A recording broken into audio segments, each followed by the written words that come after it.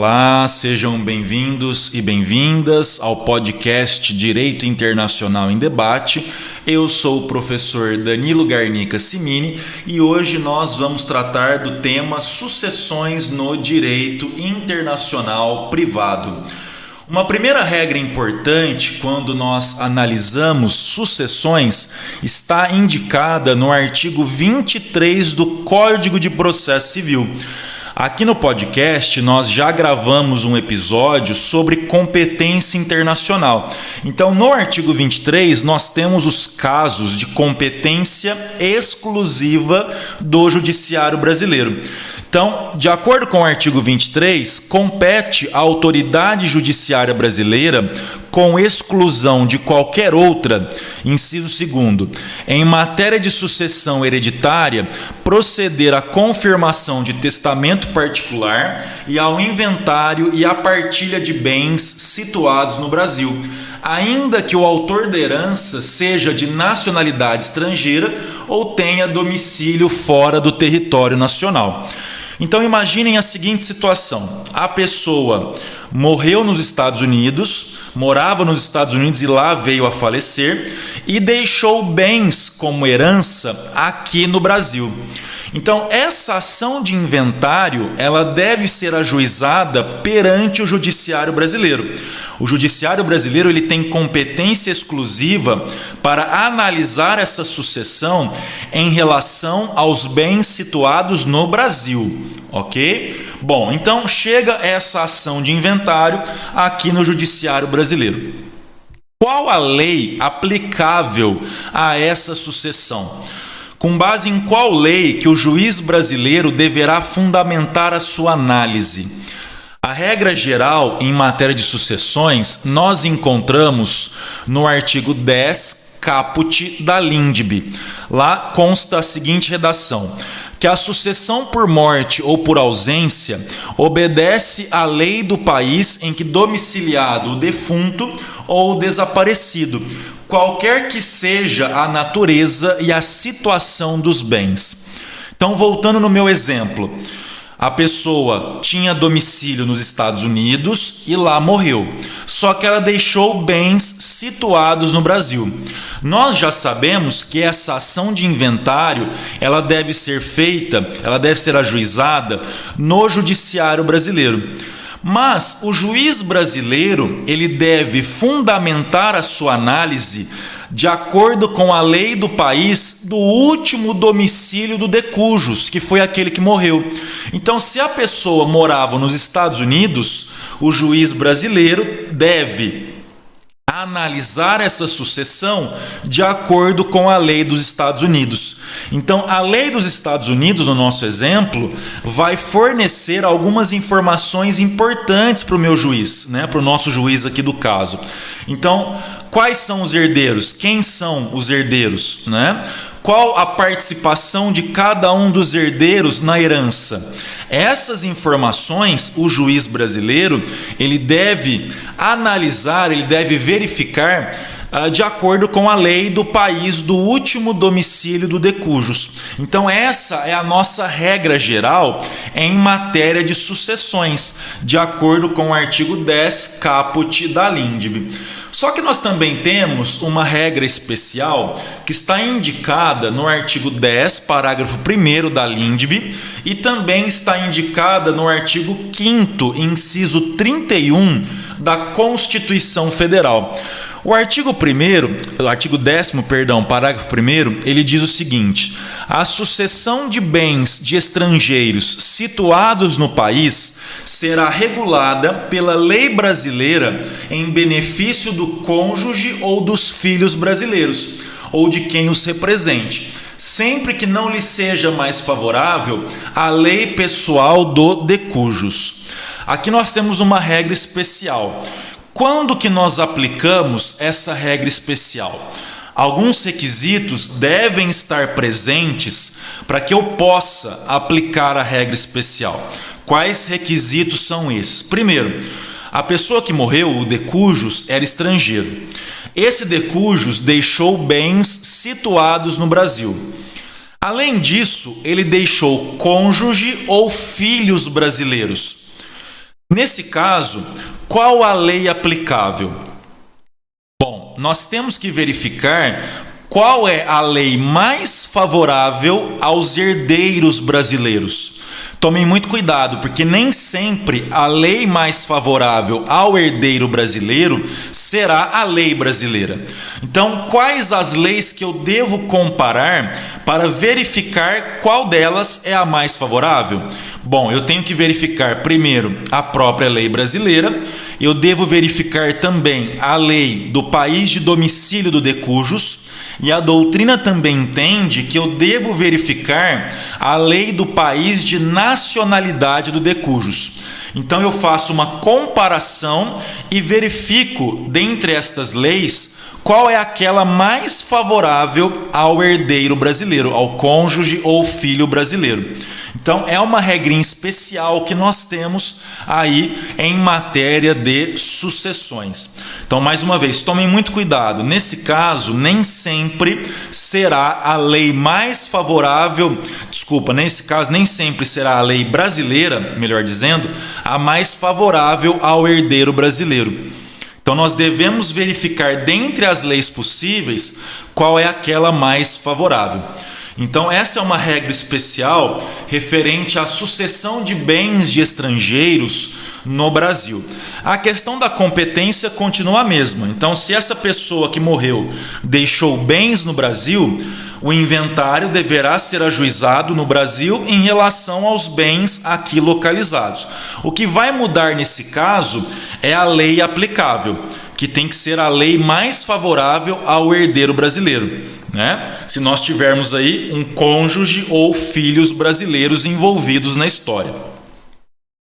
O parágrafo 2º do artigo 10 da LINDB, ele trata da capacidade do herdeiro ou do legatário. Tem a seguinte redação, o parágrafo 2º do artigo 10.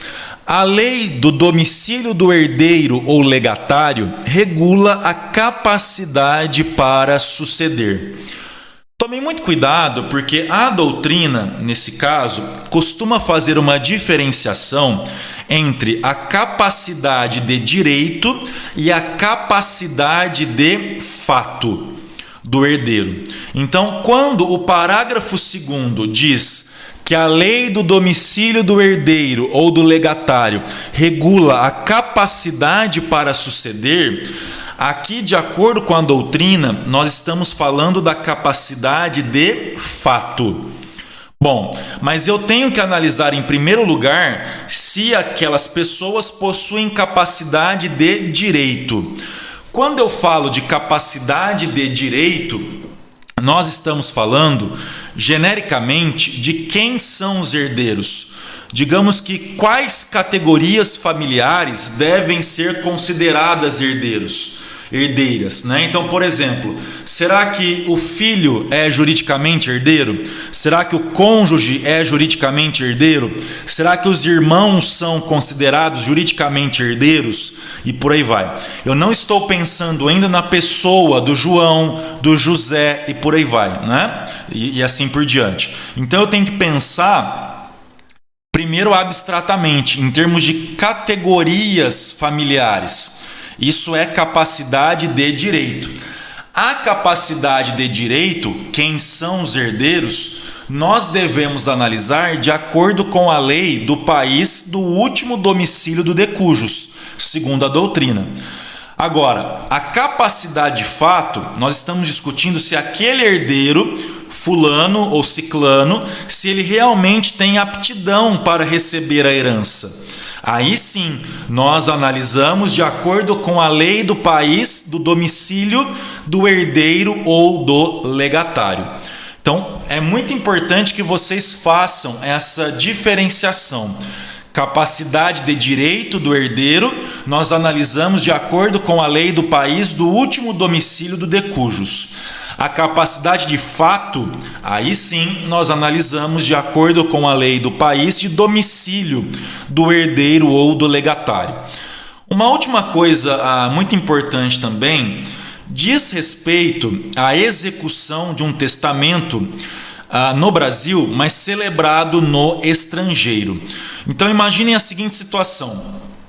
A pessoa fez um testamento em vida em Portugal, referente aos seus bens localizados no Brasil. E essa pessoa vem a falecer um tempo depois. Nesse caso, o testamento, como diz respeito a bens localizados no Brasil, ele deve ser executado no Brasil, perante o judiciário brasileiro, se for o caso. Mas o judiciário brasileiro, ele deve analisar se esse testamento é válido. E aqui nós temos uma diferenciação também. Nós devemos analisar a validade material do testamento e também a validade formal do testamento. A validade material está relacionada ao conteúdo. Então, mais uma vez, voltam aquelas questões: quem são os herdeiros, qual a participação de cada um na herança e por aí vai. A validade material do testamento nós analisamos de acordo com a lei do país do último domicílio do decujus. Volta lá naquela regrinha geral. Agora, a validade formal do testamento nós analisamos de acordo com a lei do país de celebração do testamento.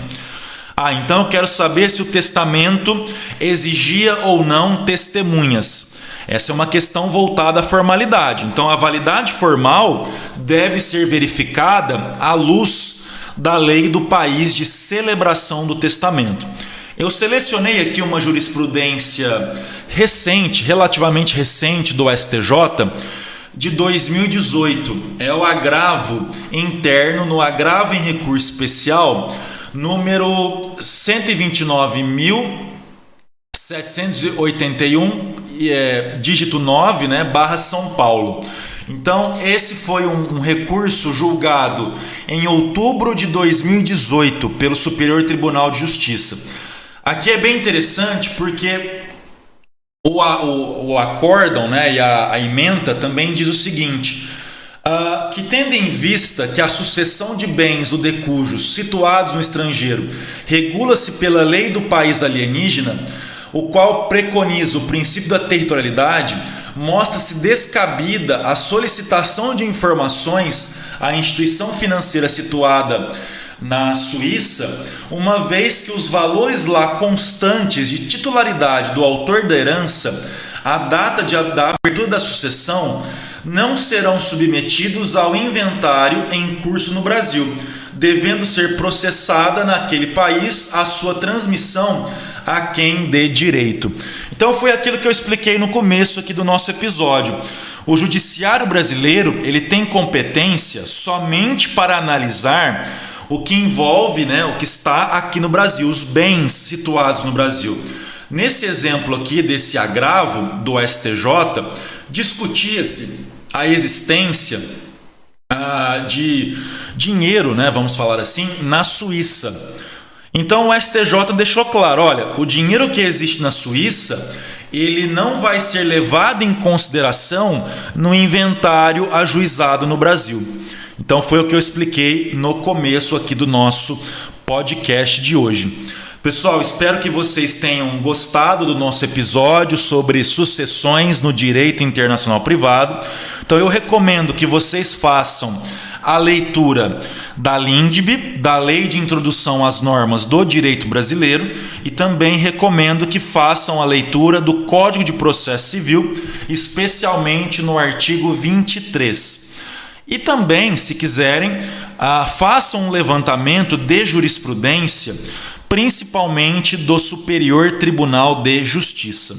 Então, isso é muito importante para a compreensão do tema que nós vimos no episódio de hoje. Quero lembrar mais uma vez que o nosso podcast ele tem página no Facebook, facebook.com/Internacional em Debate. Ele também tem página no Instagram, @Internacional em Debate. Nós temos um e-mail para contato que é internacionalendebate@gmail.com. Então façam suas sugestões, as suas críticas, as suas recomendações através das nossas redes sociais ou através do nosso e-mail. E lembrando também, para finalizar, que os nossos episódios e entrevistas estão disponíveis no Spotify e também no nosso canal do YouTube, Direito Internacional em Debate. Então espero que vocês tenham gostado do nosso episódio de hoje. Um forte abraço e até a próxima.